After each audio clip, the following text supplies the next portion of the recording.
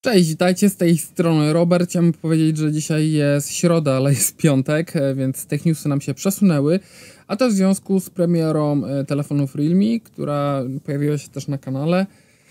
Realme 9i, tani model, nie oferujący niczego powiedzmy wybitnego prawie, więc zapraszam do tego testu, jeżeli ominęliście. Natomiast dzisiaj powiemy sobie o tym, co pojawiło się nowego, jeżeli chodzi o technologię w przeciągu ostatniego tygodnia. Nie było tego dużo, dzisiaj chyba największe newsy są. Zacznę natomiast od informacji o nowym asystencie, może nie nowym, ale wreszcie dostał język polski, asystent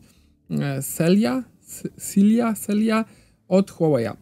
I oczywiście nie ma to jakiegoś większego znaczenia, biorąc pod uwagę, że ten asystent jest taki naprawdę jeszcze w chwili obecnej mało rozgarnięty.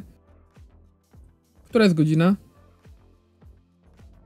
Zobacz, co znalazłam w internecie. Jaka jest pogoda? Prognozowany stan pogodowy w miejscowości Suchy Las na dzisiaj? Duże zachmurzenie, z temperaturą od 4 do 9 stopni Celsjusza. Pogoda jednak się zmieniła, obecnie jest słonecznie. Tak dziwnie mówi, trochę jakby była jeszcze po wczorajszej imprezie, przyznam szczerze. Nie ma za dużo tych komend, które można wydawać do tego asystenta. Się tam wysłanie SMS-ów, pisanie, dzwonienie, budzik, chociaż są tam pewne ograniczenia, uruchamianie jakichś funkcji w telefonie. Lepiej, że jest, niż nie ma. W sensie zwracam uwagę, że są jeszcze asystenci, którzy nie ogarniają po polsku, Bixby, Siri i tak dalej, gdzie nakład telefonów w ciągu roku jest dużo większy, sprzedaż jest dużo większa i nadal tego nie dopracowano. Tutaj wiadomo, jakie Huawei ma problemy, że tych telefonów może nie sprzedaje się jakoś bardzo dużo, a jednak się postarali i to trzeba jak najbardziej docenić. Kolejną informacją jest to, że Komisja Europejska przyspiesza pracę na temat ujednolicenia USB-C dla wszystkich smartfonów. Oczywiście Apple tam się mocno oburzyło, biorąc pod uwagę, że no, ich stwierdzenia dążą do tego, że może to ograniczyć rozwój technologii. I mają gdzieś tam trochę racji, bo rzeczywiście gdyby było coś takiego jakby uchwalonego przy mikro USB 2.0, to nadal byśmy byli z mikro USB 2.0 i byłoby to dramatem. Natomiast z drugiej strony komisja mówi, że po pierwsze będzie otwarta furtka, żeby technologię poprawiać, czyli jeżeli pojawi się jakieś nowsze złącze i tak dalej, to można to prawo szybko zmienić. A druga sprawa jest taka, że chcą to rozszerzyć nie tylko na smartfony, ale również na laptopy, przynajmniej te, które są jakby niskoenergetyczne, smartwatche, tablety, nawigację i jeszcze kilka innych urządzeń, więc jest szansa, podobno mają przyspieszyć i w 2022 roku rzeczywiście ma się to zakończyć. Oczywiście to jest pewne kuriozum, tak, że teraz mówimy o standardzie ładowania, w momencie kiedy tych ładowarek już w pudełkach nie ma, ale jeżeli by się coś takiego pojawiło, to rzeczywiście byłoby to fajne, no bo no wreszcie moglibyśmy odpuścić te niektóre urządzenia, bo nadal wychodzą rzeczy, które są na jakimś starym ładowaniu albo z innym portem, albo w ogóle musimy się zastanawiać, czy ta ładowarka będzie pasowała, czy nie. Fajnie jakby wreszcie to uporządkowali. Kolejna informacja jest odnośnie, nie wiem czy pamiętacie, z OnePlusa kiedyś odszedł taki CEO CarPlay, który założył tą markę Nothing. Pojawiły się te słuchawki, które przez wielu było oceniane bardzo pozytywnie. Ja ich nie testowałem, więc się nie wypowiem. Natomiast jakby marketing szeptany tej firmy był na tyle dobry, że rzeczywiście wiele osób jest albo zadowolona z tego, jak one wyglądają, albo jak grają, czy ogólnie stosunek ceny do jakości. I ta droga, powiedzmy, jest znana, to znaczy jest odwrotną kolejnością niż chociażby to, co zrobił Elon Musk, bo Elon Musk zaczął najpierw sprzedawać drogie Tesla, później zaczął oferować tańsze. Natomiast tutaj sprzedaż taniego akcesorium powoduje, że sporo osób do firmy się przekonało. No i teraz właśnie ten były CEO OnePlusa napisał, że jakby wraca do Androida.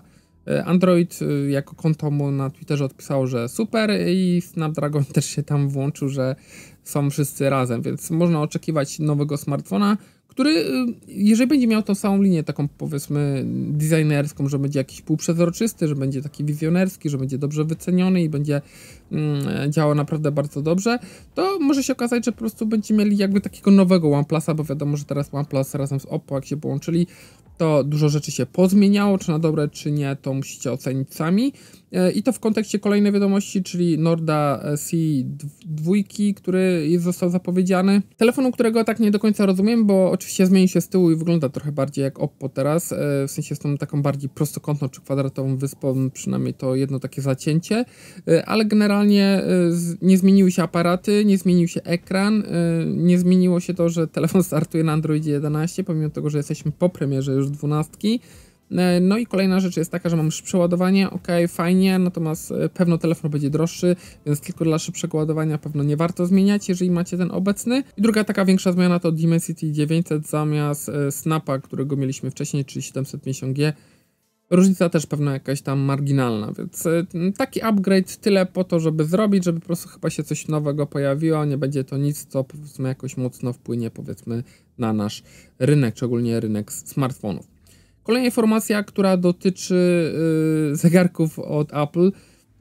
Pojawiły się jakieś takie naprawdę bardzo dobrej jakości rendery odnośnie okrągłych zegarków od Apple i ja przyznam szczerze, że uważam, że to się nie wydarzy, no, przynajmniej przez najbliższe kilka lat, z kilku powodów. Po pierwsze, okrągłe zegarki powodowałyby, że większość tarcz, które są powiedzmy zamknięte, no bo nie można jakby dodawać sobie nowych tarcz. Oczywiście są jakieś tam aplikacje, żeby to ewentualnie konfigurować, ale generalnie tarczy nie można zmieniać w zegarkach, więc wszystkie tarcze, które są, nie ma ich może jakoś bardzo, bardzo dużo w stosunku do konkurencji, ale one wszystkie zostały przygotowane na prostokątne zegarki i teraz musiałyby być przebudowane. To jest jedna rzecz, która mocno mi się jakby gryzie z tym jakby koncepcją Apple.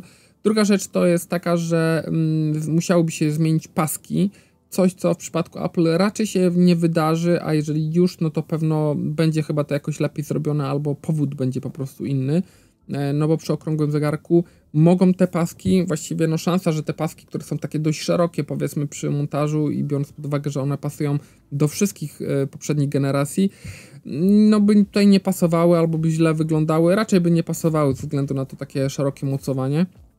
Więc to jest kolejna rzecz. I trzecia rzecz jest taka, że ten design jest taki zupełnie nie wpatrujący się, nie wchodzący w jakby standardy Apple w to, co się pojawia. Wszystko raczej wraca z tych obłości, jeżeli chodzi o smartfony, o komputery, do bardziej prostokątnych i ostrych krawędzi i raczej tak będzie właśnie wyglądał kolejny Apple Watch, a nie będzie okrągły. Na pewno nie w takiej formie jak tutaj zaprezentowano, chociaż wygląda to rzeczywiście bardzo ładnie, ale nie nastawiałbym się, na pewno raczej to w tą stronę nie pójdzie. I na końcu dwie informacje. Pierwsza dotycząca jakby tej naszej nowej serii, czyli Stare ale Jare. Ten odcinek pojawi się chyba w niedzielę, jeżeli mówimy o nowym odcinku dotyczącym właśnie starych telefonów. Natomiast jednym z tych telefonów, które chciałem jakby w najbliższej przyszłości również wam pokazać, był telefon na Windows Phone. Natomiast no, okazuje się, że do końca maja mam czas, bo i tak dużo rzeczy już tam nie działa. Ja mam Lumie chyba 550, którą sobie skonfigurowałem, zobaczyłem jak ona działa, jakie aplikacje działają, które nie. I generalnie mało rzeczy tam działa, natomiast teraz też w maju przestaną wszystkie usługi jakby Xboxowe również działać na Windows Phone.